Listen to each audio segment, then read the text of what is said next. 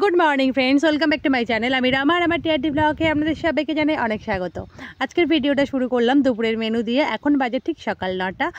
আজকের আমি রান্নার কাজ অনেক তাড়াতাড়ি সেরে নিয়েছি, কারণ আমি আজকে একটু বেরাবো। এই যে দেখতেই পাচ্ছেন রেডি হয়ে গিয়েছি, আর বাইরে এত রোদ ভেবে পাচ্ছিলাম না যে কি করব।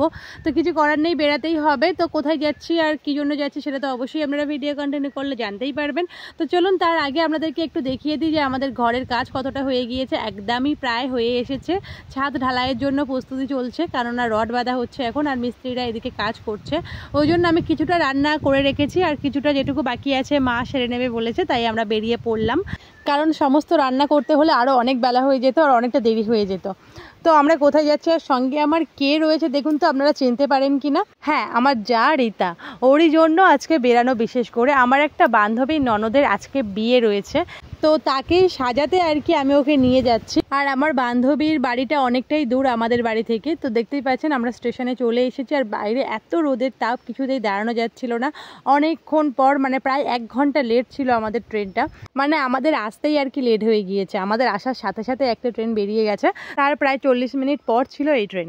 তো ট্রেনে উঠে পড়েছি, দেখতেই পাচ্ছেন। আর এখন আমরা গিয়ে পৌঁছাবো। আমিও ফার্স্ট টাইম যাচ্ছি আমার বান্ধবীর বাড়িতে, আগে কখনো যাইনি। মানে আমার বান্ধবীর বাপের বাড়ি হচ্ছে আমার বাড়ির পাশে, মানে আমার বাপের বাড়ির কাছাকাছি, কিন্তু শ্বশুর বাড়িতে ও কখনো আসেনি আমার মানে শ্বশুর বাড়িতে, আর আমি কখনো যাইনি ওর শ্বশুর বাড়িতে।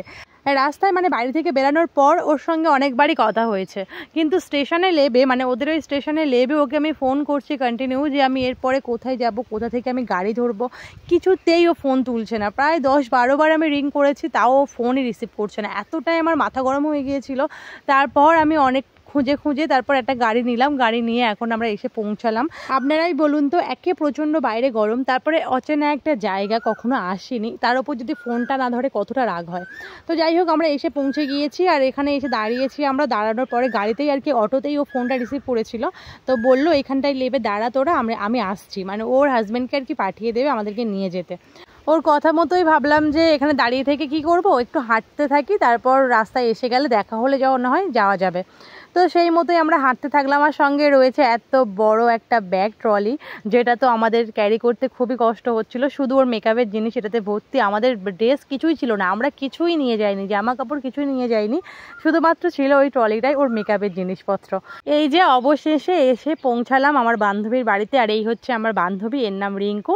তো আমরা স্কুল ফ্রেন্ড। তো এসে তো ওকে খানিকটা আমি ঝাড় দিয়ে নিয়েছি, কারণ ফোনটাও আমার ঠিক টাইম মতো রিসিভ করেনি। সেই জন্য ও বললো ঠিক আছে চল, বকাবকি পরে করবি, অনেক দূর থেকে এসেছিস, খাওয়া দাওয়াটা সেরে নে।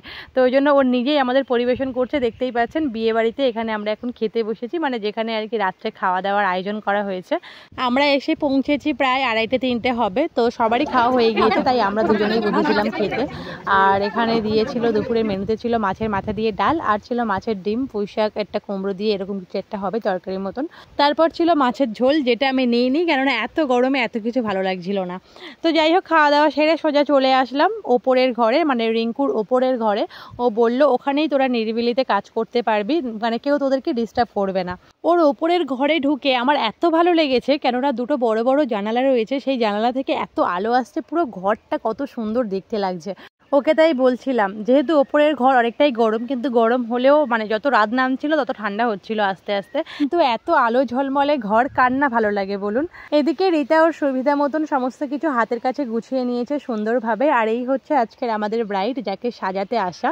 তো আপনারা নিজেরাই কমেন্ট করে বলুন তো যে কেমন লাগছে ওকে। বিয়ের মানে কোণে সাজের আগে কেমন লাগছিল আর সাজার পর কেমন লাগছে। আমার তো বেশ ভালো লেগেছে, খুব মিষ্টি লাগছিল ওকে দেখতে। আর অনেকটা তাড়াহুড়ো করতে হয়েছিল লাস্টের দিকে এসে, কেননা আমরা এসে পৌঁছেছি 2-2:30টার সময়, ঠিক কথা, কিন্তু ও আসতে দেরি করেছিল। মানে ও আর কি ওর সমস্ত যা নিয়মকানুন থাকে আর কি, সেগুলো সেরে আসতে প্রায় 5টা বাজিয়ে দিয়েছিল। তো ওই জন্য অনেকটাই লেট হয়ে গিয়েছিল, মানে শেষের দিকে অনেকটা তাড়াহুড়ো করতে হচ্ছিল। তো ওর মা এসে দাঁড়িয়েছিল, যে বললো তাড়াতাড়ি একটু ছাড়ো, ওকে ওদিকে ডাকছে। তো ওই জন্য ওকে নিয়ে চলে গেল। তাড়াহুড়োর মধ্যে ওকে আলতাটাই পরাতে ভুলে গিয়েছিল, সেই জন্য এখানে এসে বসিয়ে তারপর ওকে আলতা পরানো হয়েছে। আর এদিকে বর আসরে বর চলে এসেছে, মানে বিয়ের আসরে চলে এসেছে। বর তো অনেক আগেই চলে এসেছে, এখন বিয়ের আসরে এসে বসেছে। আর আমরা এদিকে খেতে বসে গিয়েছি। আমরা খেতে বসে দুজনকে দেখে প্রচণ্ড হাসাহাসি করছিলাম, কারণ আমরা না দুজনেই ছাপা শাড়ি পরে খেতে বসে গিয়েছে। মানে আমরা এসে যেটা চেঞ্জ করেছি, মানে যেটা পরেছি আর কি চেঞ্জ করে সেটাই আমরা পরেছিলাম। আর কিছু মানে চেঞ্জ করতে ভালোই লাগছিল না। সবাই যদিও ভালো শাড়ি পরে ঘুরে বেড়াচ্ছিল, যেহেতু বিয়ে বাড়ি তো অবশ্যই ভালো শাড়ি পরে ঘুরে বেড়াবে। আর সেখানে শুধুমাত্র আমরা দুজনেই এমন সাজে ছিলাম। তো যাই হোক, আরেকটা বিষয় ভেবে বেশ হাসি পাচ্ছিল। কি বলুন তো, এখানে না কনে পক্ষ আমাদেরকে চেনে আর না বর পক্ষ আমাদেরকে চেনে। আমাদের দুজনকে কেউই চেনে না। কনে পক্ষর দিক থেকে চেনে বলতে শুধুমাত্র কনে আর কনের মা, আর চেনে আমার বান্ধবী, এছাড়া কেউই আমাদেরকে চেনে না। আমরা হচ্ছে ঠিক নির্দল পক্ষ। আর এভাবে খেতে বসে আমাদের এই কথাটা ভেবে বেশ হাসি পাচ্ছিল। আর আমাদের ঠিক পাশের একটা টেবিলে ক্যামেরাটা একটু মানে ঘোরাতে আমি খেয়াল করলাম একটা ভদ্রলোক বেশ বসে বসে আমাদের দিকে তাকিয়ে হাসছে। মনে হলো যে আমাদের দেখেই হয়তো ওনার হাসি পাচ্ছে যে সবাই এত সুন্দর সেজে আছে আর আমরা কেন এরকম একটা রূপ নিয়ে বসেছি। তো যাই হোক, একটা কথা কিন্তু মানতেই হবে, এত গরমে এত নরম একটা শাড়ি পরে আমরা ছিলাম, বেশ মজা লাগছিল আমাদের। সবাইকে দেখে বেশ মনে হচ্ছিল এরা খুব কষ্ট পাচ্ছে গরমে, আর আমরা তো বিন্দাস ছিলাম এই গরমের মধ্যে নরম হালকা একটা শাড়িতে। আর যেখানে আমাদেরকে কেউ চেনেই না, তো সেখানে সাজলাম কি না সাজলাম তাতে কি এসে যায়। তো যাই হোক, এইভাবে আজকের দিনটা খুব মজা করে কাটালাম, খুব ভালো কেটেছে আমাদের আজকের দিনটা। তো চলুন আজকে তাহলে ভিডিওটা এখানেই শেষ করা যাক। Tata, good night.